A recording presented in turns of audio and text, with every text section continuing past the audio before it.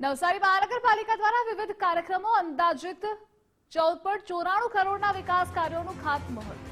જળશક્તિ મંત્રી સી.આર. પાટીલના હસ્તે વિકાસ કાર્યોનું ખાતમુહૂર્ત। તો મહાનગરપાલિકાની નવી વેબસાઇટનું લોન્ચિંગ કરાયું। મહાનગરપાલિકા બન્યા પછી હવે આ મુશ્કેલીઓ ખૂબ સરળતાથી દૂર કરીને એનું ડેવલપમેન્ટ એકદમ ફાસ્ટ થઈ શકશે। એક સમય એવો હતો કે નવસારી ધીમે ધીમે ધીમે ઘસાતું જતું હતું, પણ મહાનગરપાલિકા બન્યા પછી અને પીએમ મિત્રા પાર્ક એ શરૂ થશે પછી તમે ગુજરાતના જે મુખ્ય શહેરો પૈકીનું એક શહેર નવસારી બની જશે એની તમને હું ખાતરી આપું છું।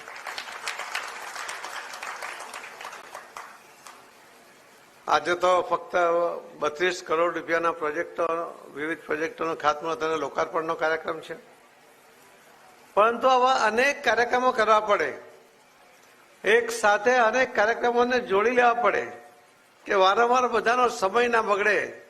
એટલા બધા કાર્યક્રમો આપણા મનમાં છે અને એને કાગળ પર ઉતારીને જમીન પર આપણે એને ઉતારવા માંગીએ છીએ।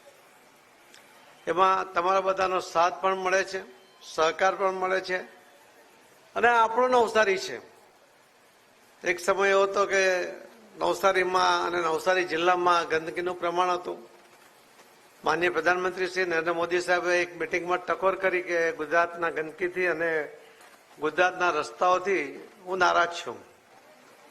ત્યારે આપણે સાહેબને પ્રોમિસ કર્યું હતું કે સાહેબ અમે ગુજરાતમાં અધ્યક્ષના નાતે કહ્યું હતું કે આખા ગુજરાતમાં પણ કામ કરીશું, પણ નવસારી એના માટે વિશેષ અને સુરત શહેર માટે વિશેષ પ્રયત્ન કરીશું। સુરત શહેર તો ઇન્દોર સાથે પહેલા નંબરે એમાં જોડાયું, પણ નવસારીના મારે ડીડીઓને અને કલેક્ટરશ્રીને અભિનંદન આપવા પડે કે એમણે 369 જેટલા જે ગામો આપણા નવસારી જિલ્લામાં હતા એ તમામને વર્ષો જૂનો કચરો ઉપાડીને એને યોગ્ય જગ્યાનું નિરાકરણ કરીને દરેક ગામ સ્વચ્છ બનાવવાની અંદર એમણે જે રીતે પદાધિકારીઓનો, કાર્યકર્તાઓનો, આપ સૌનો, આગેવાનોનો સાથ સહકાર લીધો અને ખૂબ મોટી મદદ, આર્થિક મદદ પણ નવસારીના સૌ આગેવાનોએ કરી અને એના કારણે આપણે નવસારી જિલ્લાના તમામ ગામોને સ્વચ્છ કરી શક્યા। અને એ સ્વચ્છ કર્યા પછી એને જાળવી રાખવાનું કામ પણ એમણે કરવા માટેના પ્રયત્ન કર્યા। પહેલા તબક્કામાં લગભગ આપણે 129 જેટલા વાહનો અલગ અલગ ગામોને સફાઈ માટે સરપંચોને સુપ્રત કર્યા। ત્યાર પછી બીજા લગભગ 50-60 વાહનો હતા ને આજે પણ ઘણા બધા વાહનો એમાં સુપ્રત કરવાના છે। એટલે ગામમાંનો થતો કચરોને ઉપાડીને યોગ્ય જગ્યાએ નાખવા માટે વાહનની જે જરૂર હતી એની વ્યવસ્થા એ સરકારની અલગ અલગ ગ્રાન્ટમાંથી જે કલેક્ટરશ્રી અને ડીડીઓશ્રી એમણે જે કરી છે એમના માટે એમને ફરીથી અભિનંદન અને એમનો આભાર પણ માનું છું।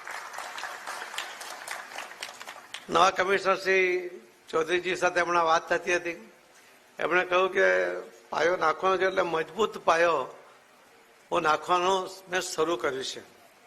એમનો આત્મવિશ્વાસ છે, એમને લાગે છે કે આ કરી શકશે। મેં એમને કહ્યું કે પાયો મજબૂત તો નાખો, પણ પાયો વિશાળ પણ નાખો, કેમ કે આની પર ખૂબ મોટી ઇમારત બનવા તરફ જઈ રહી છે। ત્યારે વિશાળ પાયો હશે, પાયો નાનો હોય તો મજબૂત ભલે હોય પણ નાનો હોય તો, એટલે પહેલાથી જ એક વિશાળ આયોજન કરીને જ આપણે એમાં આગળ વધવાનું છે, કેમ કે નવસારી ખૂબ ઝડપમાં આગળ વધશે અને એના કારણે જ્યારે પીએમ મિત્રા પાર્ક આવશે ત્યારે તમને આ બાઉન્ડ્રી પણ નાની પડશે અને એટલે પહેલાથી જ ખૂબ લાંબુ વિચારીને આપણે કામ કરવું પડશે એવું મને લાગે છે। આપના પણ કોઈને કોઈ સજેશનો તમે એમને ચૌધરી સાહેબને ડાયરેક્ટ પણ પહોંચાડી શકો છો કે શું કરવું જોઈએ અને જે નિયમો છે એનું પાલન પોતે પણ કરે અને લોકો પસંદ પણ કરાવો એવી પણ મારી તમને બધાને વિનંતી પણ છે। બધાને એવું લાગે છે કે રોડ પહોળા થવા જોઈએ, પણ મારો ઓટલો કે મારું પગથિયું નહીં તૂટવું જોઈએ। હું વર્ષોથી વાપરું છું, મારો અધિકાર છે, પણ હવે પગથિયું કે ઓટલો તૂટતો હોય તો આટલા વર્ષ આપી લીધું, પણ હવે જરા એને પણ ત્યાગ કરવાની ભાવના પણ તમારે જાળવવી પડશે, તો જ વિકાસ થશે, તો જ ડેવલપમેન્ટ। આપણે સુરતને જોયું છે, ખૂબ ગંદુ ગોબરું શહેર, એક અધિકારી આવ્યા રાવ અને એમણે જે રીતે કામ કર્યું, આજે સુરતની ઓળખ। હું હમણાં મસ્તોની એક ટ્રેનિંગમાં ગયો હતો કેમ્પમાં, ત્યારે મને ત્યાંના અધિકારીઓ તમારે કઈ કોન્સ્ટિટ્યુન્સી? મેં કીધું નવસારી, પણ અડધું સુરતમાં છું। તો કે સુરત, રાવ સાહેબ વાળું સુરત। એટલે અધિકારીના નામથી કોઈ શહેર ઓળખાય એ કેટલી મોટી વાત છે। અને એટલે જ અધિકારીઓ પણ એ રીતે જો કામ કરતા જાય તો એમની પણ એક ઓળખ ઊભી થશે, એક કામ પણ ઊભું થશે. મારે આપને બીજી પણ વિનંતી કરવાની છે કે આપણે દરેક કામમાં આપણે એક મોડલ નવસારી બનાવીએ છીએ. આપણે સૌથી પહેલું આદર્શ ગામ બનાવ્યું. આખો જિલ્લો આખા દેશમાં કોઈએ સ્વચ્છ કર્યો હોય તો આપણો જિલ્લો સ્વચ્છ થયો. આપણે પહેલા અને ધુમાડા મુક્ત ગામ આપણે ચીખલી બનાવ્યું, પછી આખો જિલ્લો સૌથી પહેલા એ આપણો જાહેર થયો. અને એ રીતે અનેક જગ્યાએ આપણે અનેક બાબતોમાં આપણે સૌથી પહેલા રહ્યા. જે આપણા જે ભાઈ બહેનો હતા, જેમને દિવ્યાંગ ભાઈ બહેનો, એમના માટેનો સૌથી મોટો કાર્યક્રમ જો દેશમાં થયો હોય તો પહેલો નવસારીમાં થયો.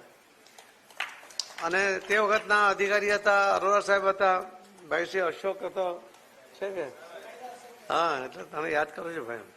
પણ એમણે કેટલી મહેનત કરી. 6 થી 7 મહિના પહેલા આવા દિવ્યાંગ ભાઈ બહેનોને એમના કોઈ ફેમિલીના એક મેમ્બર સાથે એને લઈ આવવાનું નવસારી, એનું મેડિકલ ચેકઅપ કરવાનું, એના પર્સન્ટેજ નક્કી કરવાના, પાછા એમને મૂકી આવવાના. એ કોઈ સરળતાથી બેસી ન શકે ગાડીમાં, એને મદદ કરવી પડે. એક જણ સાથે હોય તો પણ ન થાય, એટલે બીજી વધારાની મદદ આપણા કાર્યકર્તાઓ કરે અને એના દ્વારા પછી કાર્યક્રમ વખતે એમને લાવ્યા અને એમને મળેલા સાધનો સાથે એમને પાછા મોકલવાના. ખૂબ કઠિન કામ છે, બહુ જ મુશ્કેલ કામ. એમણે સરળતાથી જે કર્યું એમાં એમની નિષ્ઠા, એમના પ્રત્યેની જે ભાવના, જે નવસારી એનો જસ ફક્ત અશોકભાઈને નહીં મળ્યો, આખા નવસારીને મળ્યો. અને લગભગ 17,000 દિવ્યાંગ ભાઈ બહેનોને આપણે પહેલા દિવસે સાહેબનો પહેલો કાર્યક્રમ દેશમાં અહીંયા બન્યો, બીજો વારાણસી બન્યો, ત્રીજો કચ્છમાં થયો, પછી તો ઘણી જગ્યાએ થયા. પરંતુ આ કાર્યક્રમનું આયોજન, એમાં 3 ગિનિસ બુકના રેકોર્ડ, એક કાર્યક્રમમાં 3 રેકોર્ડ થયા. એ પ્રકારનું આ શહેર નવસારી છે. અને વિશેષતાઓ અને વિવિધતાઓ પણ તમારે યાદ રાખવી પડે, એને મોટી કરવી પડે. આપણે આપણી પાસે જે છે એને બહુ પ્રચાર નથી કરતા, પ્રસાર નથી કરતા. આપણે દાંડી એક ઐતિહાસિક સ્થળ છે. આમાંને ઘણા બધા લોકો એવા હશે કે જે આ નવું બન્યા પછી કોઈ કદાચ જોવા નહીં ગયા હોય. દાંડીનું આ સ્મારક એક ઐતિહાસિક સ્થળ એટલા માટે છે કે મહાત્મા ગાંધીજીએ જેટલા સત્યાગ્રહ કર્યા, એ દરેક સત્યાગ્રહમાં એમણે છેલ્લે સમાધાનની ભૂમિકા ભજવી. એમણે ક્યાંય કાયદાનું ઉલ્લંઘન નહોતું કર્યું. પહેલી વાર એમણે દાંડીની અંદર અંગ્રેજોની સામે આ સત્યાગ્રહ કરીને હાથમાં મીઠું લઈને એમ કહ્યું કે હું સવિનય કાનૂન ભંગ કરું છું. કાનૂન ભંગ તો કર્યો, પણ એ પણ સવિનય કાનૂન ભંગ કર્યો. પણ એ કાનૂન ભંગ પણ જો કોઈ જગ્યાએ એમણે આખા જિંદગીમાં કર્યો તો ફક્ત એમણે દાંડીમાં કર્યો. અને એમની સામે જે અંગ્રેજો સામે કડક વલણ એમણે અપનાવ્યું હોય દાંડીમાં હતું. અને એટલે દાંડીના આ સત્યાગ્રહ પછી આખા દેશમાં વાતાવરણ ખૂબ ઝડપમાં એણે આપણા તરફી, ભારત તરફી એણે આકાર લીધો. અને આપણને સ્વતંત્ર મેળવવાના જે કંઈ પરિબળો હતા, વિશ્વયુદ્ધ પછીના હતા, આંદોલનના હતા, ગાંધીજીની લડત હતી, બધાની સાથે. પરંતુ આ દાંડી યાત્રા પછી એનો ટર્ન અરાઉન્ડ થયું. એટલા માટે એ મહત્વનું સ્થળ છે. અને એમાં મોદી સાહેબે 150 કરોડ રૂપિયા આપ્યા. એના દ્વારા આપણે એને ડેવલપ કર્યું છે. તમે અને તમારા ત્યાં આવનારા મહેમાનોને તમારે ચોક્કસ એ બતાવવા લઈ જવું જોઈએ.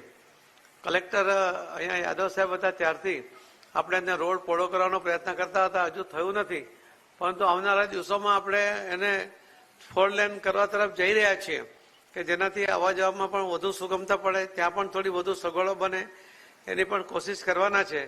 તો તમારામાંથી મને વિનંતી છે કે જે કદાચ કોઈ ગયા નહીં હોય એ પોતાના ફેમિલી સાથે ચોક્કસ ત્યાં જઈ આવે. એક સમય હતો કે રોજના 25,000 લોકો જતા હતા, ધીમે ધીમે 5,000 પર આવ્યા. હમણાં તો કદાચ નંબર બહુ જ સામાન્ય નંબર થઈ ગયો છે. એટલે આપણી જ વિશેષતાઓ બીજા લોકો પણ જોવા આવે. જે સ્ટેચ્યુ ઓફ યુનિટી જોવા આવે ને, એ દાંડી પણ જોવા આવે. આ સત્યાગ્રહની જગ્યા, ઐતિહાસિક જગ્યા જોવા આવે એવું એક વાતાવરણ આપણે નિર્માણ કરવું જોઈએ. તો જ તમારું શહેર ડેવલપ થતું હોય છે. એની વિશેષતાઓ જો આપણે આગળ ના કરીએ તો ક્યારે એ શહેર પછી વિકસિત થતું નથી, ધીરે ધીરે લુપ્ત થઈ જાય છે. અને જે વાતનો હમણાં ખૂબ જોરમાં પ્રચાર પ્રસાર ચાલે છે કે માનનીય પ્રધાનમંત્રી મોદી સાહેબે 6 સપ્ટેમ્બર 2024ના દિવસે સુરતમાં વર્ચ્યુઅલ મિટિંગમાં કહ્યું હતું કે જળ સંચય જન ભાગીદારીથી જન આંદોલનમાં પરિવર્તિત થવું જોઈએ. એ નવસારી મોડેલ છે. 2019થી આપણે નવસારીમાં એ કરતા હતા અને ત્યાર પછી આપણે એને સુરત, પછી ગુજરાતમાં શરૂ કર્યું અને ગુજરાતનું મોડેલ બનાવ્યું. ગુજરાતનું મોડેલ લઈને આપણે આખા દેશમાં ગયા અને પરિણામ આજે સવાર સુધીમાં 12,02,000 સ્ટ્રક્ચર પૂરા થયા છે, અને એ પણ જન ભાગીદારીથી. એ ખૂબ મોટો, લોકો આટલા બધા આમાં જોડાય. એક બોર કરવામાં એક વ્યક્તિ નથી જોડાતો, આખું ગામ જોડાઈ જાય છે. આપણે ગામમાં 3-4 બોર કરીએ છીએ ત્યારે આખું ગામ એમાં જોડાઈ જાય છે. એટલે સંખ્યાની દ્રષ્ટિએ એને ખૂબ મોટી સંખ્યા હોય છે, અને જાગૃતિ પણ એમાંથી ખૂબ મોટી હોય છે. આપણે તો અહીંયા ખારપાટ વિસ્તારને કારણે પણ ઘણા બધા બોર કર્યા. આપણે અમલસાડમાં તો એક ગામમાં 20-20 બોર કર્યા આજુબાજુ ગામ સાથે, કે જેના સાથે એને મીઠું પીવાનું પાણી મળે. જે સરી બુજરંગમાં સૌથી પહેલા સ્ટાર્ટ કર્યું હતું, ત્યાંના એક સરપંચ હતા ભરત પટેલ, 28 વર્ષનો યુવાન હતો. એને આ વાત બહુ ગમી ગઈ, ને એને એ નાના ગામમાં 100 રેન વોટર હાર્વેસ્ટિંગના સ્ટ્રક્ચર તે વખતે બનાવ્યા, અને એના કારણે લોકોને હવે આખું વર્ષ પીવાનું મીઠું પાણી મળી જાય છે.